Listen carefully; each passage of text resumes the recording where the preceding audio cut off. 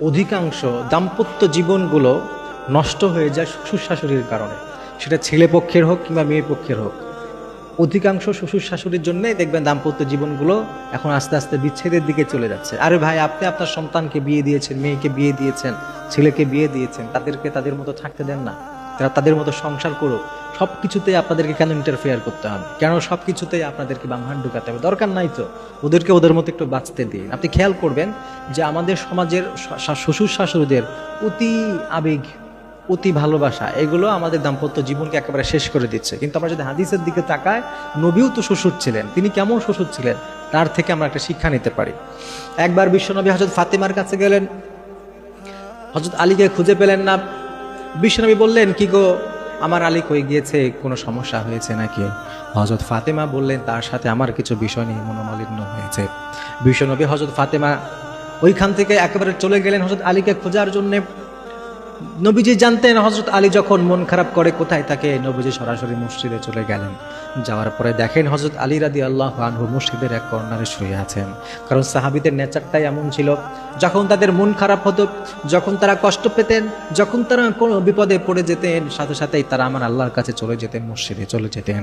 কখনো কখনো নামাজে দাঁড়িয়ে যেতেন, কখনো যায় নামাজে দাঁড়িয়ে যেতেন, কখনো চোখের পানিগুলো ফেলে আমার আল্লাহর কাছে তারা সব সময় প্রার্থনা করে করে বিপদ থেকে মুক্তির জন্য বলতেন। এজন্য সাহাবীরা তাদের অবস্থাটাই এমন ছিল। বিশ্বনবী সরাসরি মসজিদে গেলেন, গিয়ে দেখলেন হযরত আলী রাদিয়াল্লাহু আনহু তিনি মসজিদের এক কর্নারে, মনটা বড় খারাপ, তিনি শুয়ে আছেন এমন ভাবে তার শরীরের বিভিন্ন জায়গায় মসজিদের ধুলাবালিগুলো লেগে আছে, তার কাপড়ে তার শরীরে বিভিন্ন জায়গায় ধুলাবালি লেগে আছে।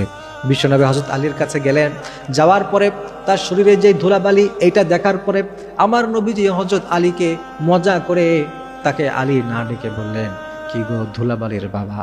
হযরত আলীকে কি বলছেন? কি গো ধুলাবালির বাবা, কি করছো এখানে? মানে কি মজা করে, মানে আদর করে তার জামাইকে এইভাবে ডাক দিলেন। কিন্তু আমাদের সমাজ হলে কি হইতো, যদি শ্বশুর শুনে যে আমার মেয়ের সাথে জামাইয়ের কোথাও একটু ঝামেলা হয়েছে বা কিছু, সেটা চিৎকার, হ্যাঁ আমার মেয়েকে এমন কথা বলছে, দাঁড়াও দেখতেছি, এই টাইপের একটা অ্যাগ্রেসিভ মনোভাব থাকে। কিন্তু নবীজির শিক্ষাটা দেখেন, নবীজি মজা করে আদর করে হযরত আলীকে ডাক দিলেন। তো আমাদের শিক্ষাটা তো এই জায়গায় থাকতে হবে, শ্বশুর শাশুড়িকে ব্যালেন্স শিখতে হবে। মেয়ের একটা কথায় কিংবা ছেলের একটা কথায় উস্কানি দেওয়া, এই তুমি কেন এমন করছো, দেখে নিব, চলে আয়, এই টাইপের কথাবার্তা থেকে বিরত থাকতে হবে।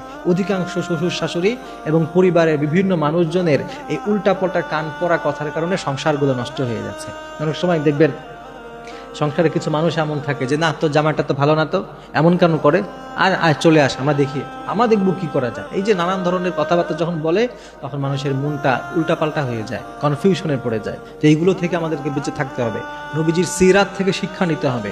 অনেক শাশুড়ি এমন আছে, বৌমা যদি একটু এদিক ওদিক করে, একটু আধটু ভুল করে, তার ছেলের কাছে গিয়ে ওই ছোটখাটো বিষয়গুলো এমন বড় করে রং চড়িয়ে গল্প করে যে ওই ছেলের তার স্ত্রীর প্রতি মনটাই খারাপ হয়ে যায়। এরকম আছে না নাই বলেন? আবার অনেক সময় অনেক ছেলের মেয়ের মা এমন আছে, মেয়ের মা তারা মেয়ের কাছ থেকে দুই একটা কথা শুনে জামাইকে উল্টাপাল্টা প্রেশার দেয়।